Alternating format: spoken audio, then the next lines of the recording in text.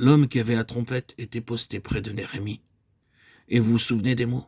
Au son de la trompette. Rassemblez-vous auprès de nous, vers le lieu d'où vous l'entendrez sonner. Néhémie, chapitre 4, verset 20. La trompette était en fonction. Que représente-t-elle? Je pense que les trompettes de l'Ancien Testament sont toujours des types de la voix du Saint-Esprit. En d'autres termes, ce que l'Esprit dit aux églises. C'était au son de la trompette qu'Israël se déplaçait dans le désert. Toutes les fois où il devait se déplacer, la trompette retentissait. En figure, il se déplaçait par l'Esprit et dans l'Esprit, sous le gouvernement de l'Esprit. Cela est bien entendu plus évident dans le livre des Actes. Le gouvernement de la voix de l'Esprit.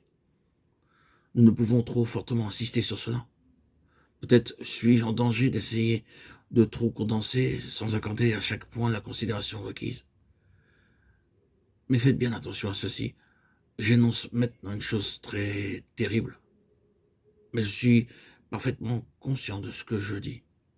Je l'ai prouvé sur une bien vaste partie de ce monde. En vérité, il y a très peu de chrétiens qui connaissent la signification de la vie dans l'esprit. Des multitudes savent ce qu'est la vie dans l'âme du chrétien, avec toutes ses émotions, ses impressions, ses impulsions, à savoir ce que dit l'esprit. Connaître la vie dans l'esprit, être guidé par l'esprit, être assuré par l'esprit. L'esprit disant au-dedans d'eux non ou oui.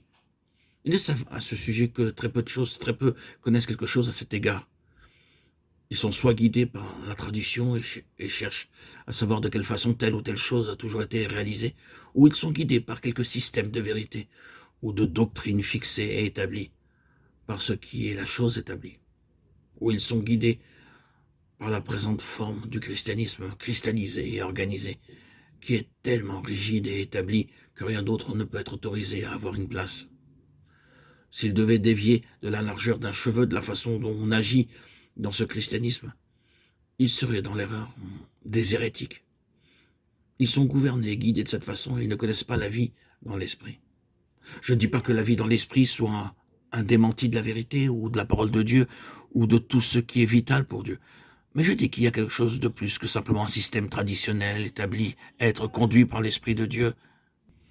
Cela est, bien entendu, plus qu'évident dans le livre des Actes, le gouvernement de la voix de l'Esprit. Nous ne pouvons trop fortement insister sur cela. Peut-être suis-je en danger d'essayer de trop condenser sans accorder à chaque point la considération requise. Mais faites bien attention à ceci. J'énonce maintenant une chose très terrible, mais je suis parfaitement conscient de ce que je dis. Je l'ai éprouvé sur une bien vaste partie de ce monde. En vérité, il y a très peu de chrétiens qui connaissent la signification de la vie dans l'esprit.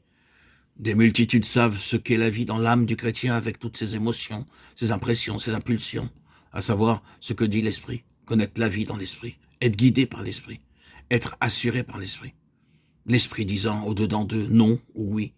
Ils ne savent à ce sujet que très peu connaissent quelque chose à cet égard. Ils sont soit guidés par la tradition et cherchent à savoir de quelle façon telle ou telle chose a toujours été réalisée, ou ils sont guidés par quelques systèmes de vérité ou de doctrine fixés et établis, par ce qui est de la chose établie, ou ils sont guidés par la présente forme du christianisme, cristallisé et organisé, qui est tellement rigide et établi que rien d'autre ne peut être autorisé à avoir une place. S'ils devaient dévier de la largeur d'un cheveu de la façon dont on agit dans ce christianisme, ils seraient dans l'erreur des hérétiques.